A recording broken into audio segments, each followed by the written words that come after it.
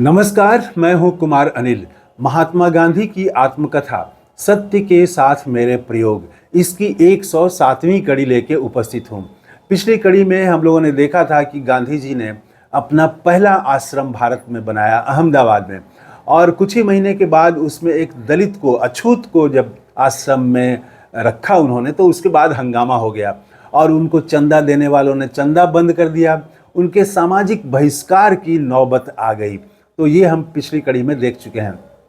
आज हम बात करेंगे कि गांधी जी को तीसरे दर्जे के, वो ट्रेन में तीसरे दर्जे में सफ़र करते थे, थर्ड क्लास में, तो जगह नहीं थी और कुली ने उनको किस प्रकार से खिड़की के रास्ते ठेल करके, पीछे से ठेल करके उनको वो डब्बे में घुसा दिया। तो ये आज भी होता है बिहारी मजदूरों के साथ। जब वो आते हैं दिल्ली से और पंजाब से कमा करके आते हैं तो यही स्थिति में आते हैं। तो उसी तरह से गांधी जी को भी खिड़की के रास्ते से ठेल के कुली ने भीतर किया, ये हम देखेंगे। गिरमिटिया प्रथा समाप्त हुई और ये बहुत बड़ी सफलता थी गांधी जी के लिए, भारतवासियों के लिए, और इससे भारत भर में उनकी प्रतिष्ठा बढ़ी और आम लोगों में भरोसा जगा कि वे लड़ सकते हैं और सत्याग्रह के जरिए भी अंग्रेज़ों से अपना अधिकार ले सकते हैं। ये एक भरोसा, आत्मविश्वास जगा। और इस काम में एक मुस्लिम महिला ने भी योगदान किया, दिलशाह बेगम, उनकी भी चर्चा आएगी। हम इन्हीं चीज़ों पर बात करेंगे। गिरमिटिया प्रथा समाप्त हुई। गिरमिटिया उसको बोलते हैं जो कि 5 साल या उससे कम समय के लिए कॉन्ट्रैक्ट पर दूसरे देश में काम करने के लिए जाते हैं। तो इनकी स्थिति गुलामों जैसी रही और वो एक बार तो नटाल में, दक्षिण अफ्रीका में टैक्स लगा दिया गया था, 3 पाउंड का टैक्स। तो खैर गांधी जी काफ़ी उस पर लड़े और बहुत सारे लोगों से मिले।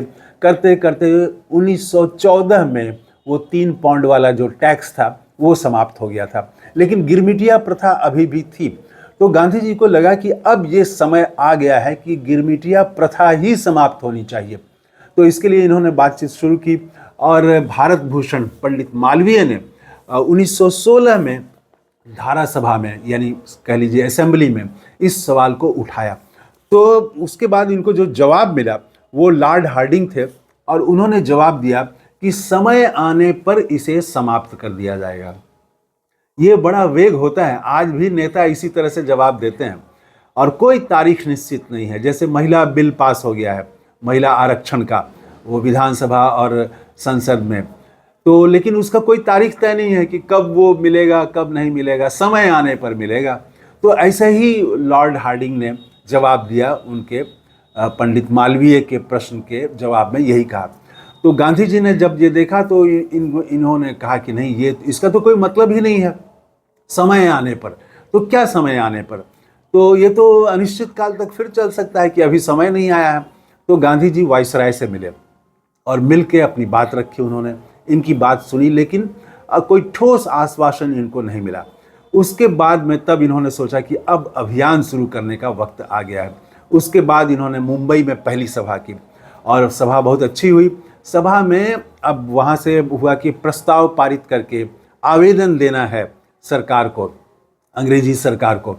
तो आवेदन में 3 शब्दों पर बहस छिड़ गई। एक तो था कि अब वो समय आने पर, तो समय आने पर कब? तो इसका ही वो इधर से जो जवाब देना था, मांग करनी थी, तो उसमें था कि इसी समय, तुरंत। एक तो ये था और दूसरा था कि जितनी जल्दी हो सके, और तीसरा था कि 31 जुलाई तक, एक डेट था, 31 जुलाई तक सरकार ये गिरमिटिया प्रथा समाप्त करे। तो यथाशीघ्र, तुरंत और 31 जुलाई, 3 प्रस्ताव थे। तो तुरंत वाले पर ज़्यादा लोग सहमत हो गए। लोग, गांधी जी का जोर था 31 जुलाई पर। गांधी जी ने लोगों को समझाया कि तुरंत का मतलब भी वेग है। तुरंत मतलब क्या? मेरे लिए तुरंत कुछ और होगा, आपके लिए तुरंत कुछ और होगा, उनके लिए तुरंत कुछ और होगा। लेकिन 31 जुलाई अगर हम कहते हैं तो 31 जुलाई का मतलब मेरे लिए भी वही है, आपके लिए भी वही है, तीसरे आदमी के लिए भी वही होगा। 31 जुलाई का मतलब एक ही होता है। तो सब लोगों को बात समझ में आई और तय हो गया कि वो जो आवेदन भेजा गया उसमें सरकार से आग्रह किया गया कि 31 जुलाई तक गिरमिटिया प्रथा को समाप्त करें। उसके बाद गांधी जी ने दौरा शुरू किया। वो कराची गए, वो लाहौर गए, कलकत्ता गए, और इसके बाद तो 31 जुलाई से पहले ही सरकार ने वो समाप्त कर दिया। और ये बहुत बड़ी जीत थी। 31 जुलाई का जो डेट दिया था उन्होंने, उससे पहले ही समाप्त किया। बहुत बड़ी जीत थी, पूरे देश भर में जोश का माहौल आ गया। अब हम बात करते हैं कि ट्रेन से किस प्रकार जो है वो कुली ने इनको घुसाया। तो कराची में सभा के बाद ये लाहौर आए, वहाँ भी सभा हुई। लाहौर से इनको कलकत्ता जाना था दिल्ली होते हुए, तो अब लाहौर में ट्रेन बदलनी थी। तो अब वहाँ से इनको जो है, अगर वो कोई दूसरी तारीख को जाते, ट्रेन में बहुत भीड़, तीसरे दर्जे में सफ़र करते थे, चढ़ना मुश्किल।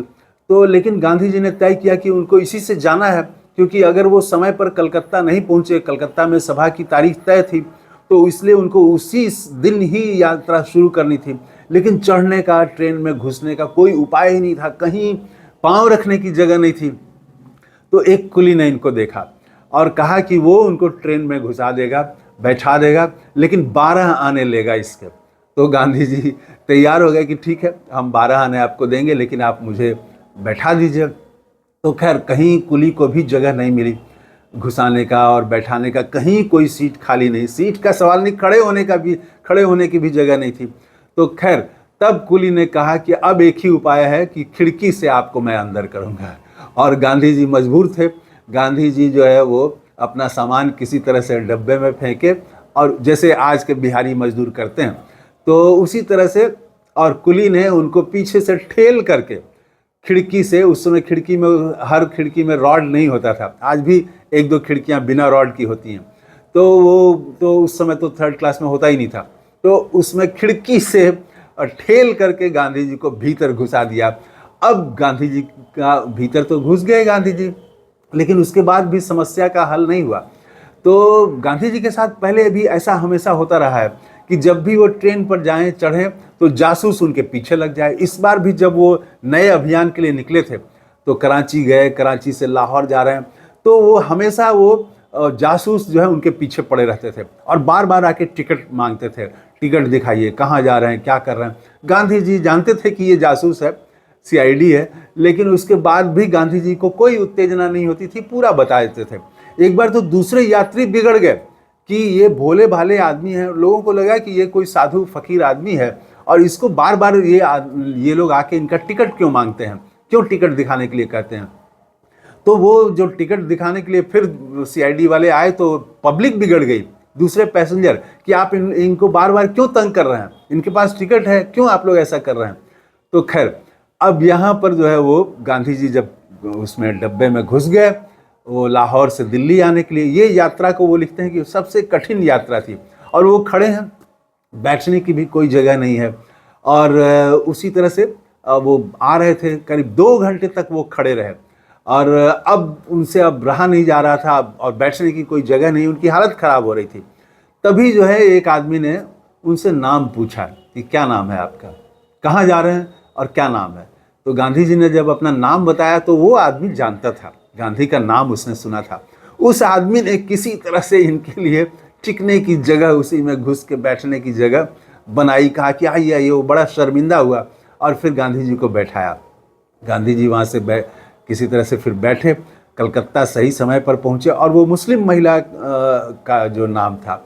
तो गांधी जी सबको संगठित कर रहे थे, अलग अलग डेलीगेशन, अलग अलग आवेदन भिजवा रहे थे। इसी में उन्होंने तय किया कि महिलाओं का एक डेलीगेशन भी वाइसराय से जाके मिले। तो वाइसराय से मिलने के लिए जो डेलीगेशन गया, तो उसमें एक तो लेडी ताता उनका नाम है, एक वो थी, और एक ये थी दिलशाह बेगम। तो लेडी ताता और दिलशाह बेगम, ये और भी कुछ महिलाएं थी। तो दिलशाह बेगम भी मिलने गई थी, और जाके गिरमिटिया प्रथा खत्म हो, इसके लिए उन्होंने भी अपनी बात रखी थी। तो देश के निर्माण में छोटे छोटे चीज़ों से लेके बड़े आंदोलन, 1942 के आंदोलन तक, हर जगह देश में हर वर्ग का, किसी भी धर्म के लोगों, सबको जोड़ा था गांधी जी ने। तो ये गांधी जी हैं। थैंक यू, धन्यवाद, जय हिंद।